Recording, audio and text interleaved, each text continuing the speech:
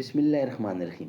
ناظرین، وی log number ہے 132، 132 وی log ہے اور چوتھی قسط ہے، اور ہیڈنگ وہی چل رہا ہے کہ حق کا واہ شگاف اعلان اور مشرکین کا رد عمل. صفحہ نمبر ہے 115. ناظرین، سیرت النبی صلی اللہ علیہ وسلم پر دنیا بھر میں اول انعام یافتہ کتاب الرحیق المختوم، رائٹر اس کتاب کے ہیں مولانا صفی الرحمان مبارک پوری.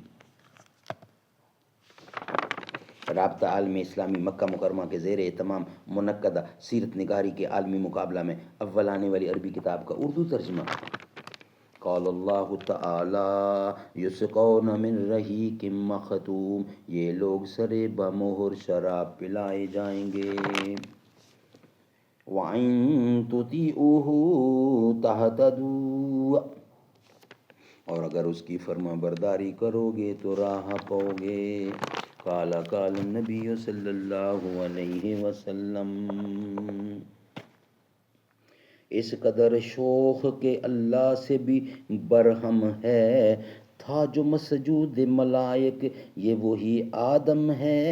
عالم کیف ہے دانائے رموز کم ہے، عالم کیف ہے دانائے رموز کم ہے. ہاں مگر عجز کے اسرار سے نام محرم ہے، ناز ہے طاقت گفتار پہ انسانوں کو، بات کرنے کا سلیقہ نہیں نادانوں کو. وی لاگ نمبر 132، چوتھی قسط، صفحہ نمبر 115.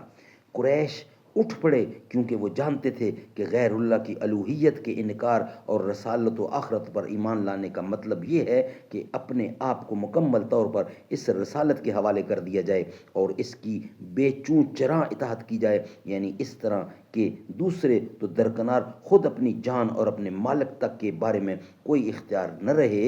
اور اس کے معنی یہ تھے کہ مکہ والوں کو دینی رنگ میں اہل عرب پر جو بڑائی اور سرداری حاصل تھی اس کا صفایا ہو جائے گا، اور اللہ اور اس کے رسول کی مرضی کے مقابل میں انہیں اپنی مرضی پر عمل پیرا ہونے کا اختیار نہ رہے گا. یعنی نچلے طبقے پر انہوں نے جو مظالم روا رکھے تھے اور صبح و شام جن برائیوں میں لت پت رہتے تھے، ان سے دستکش ہوتے ہی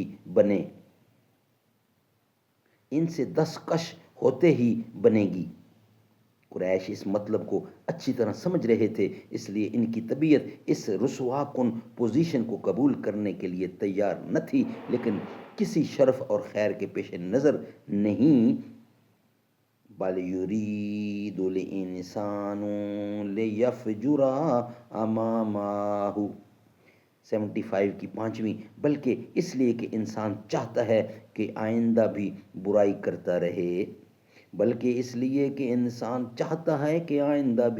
کرتا رہے، قریش یہ سب کچھ سمجھ رہے تھے.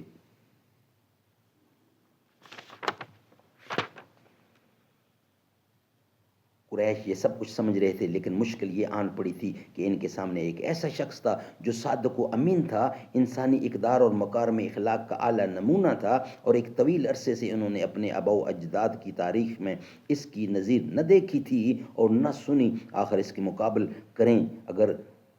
اس کے بالمقابل کریں تو کیا کریں؟ قریش حیران تھے اور انہیں واقعی حیران ہونا ہی چاہیے تھا.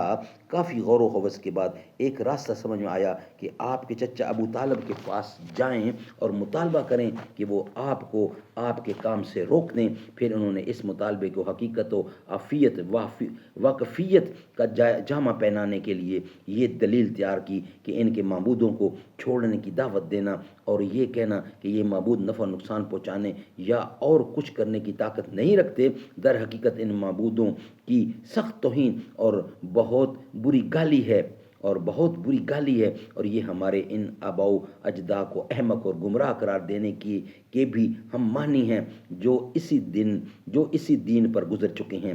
قریش کو یہی راستہ سمجھ میں آیا اور انہوں نے بڑی تیزی سے اس پر چلنا شروع کر دیا. ناظرین، یہ ویلاگ تھا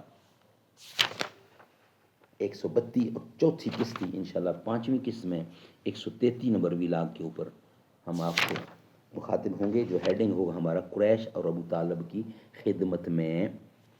یہ ہم آپ کے سامنے رکھیں گے نیکسٹ ویلاگ کی صورت میں انشاءاللہ.